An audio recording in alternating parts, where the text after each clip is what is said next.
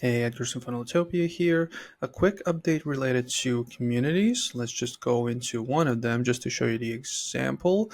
And now you have the ability, when you do a post, you can add a GIF. So let's just do one of these.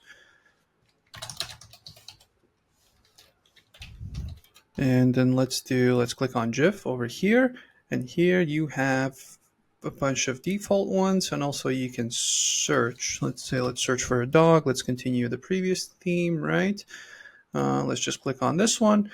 Let's publish post over here, right? We can click on it. We can write a comment. We can respond with a GIF, can we? Can we respond with a corgi? Do we have a corgi? I think that's a corgi, right? So let's just comment. So you can not only do a post with a GIF, but you can also respond with a GIF. So that's a cool little nifty feature. I like it. GIFs kind of, as a replacement for text sometimes or whatever else format, it's kind of cool. It makes it more fun.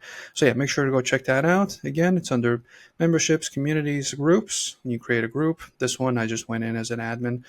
Yeah, go check it out. If you have any questions about communities, anything else Funneltopia related, over here, 24/7 chat support down below.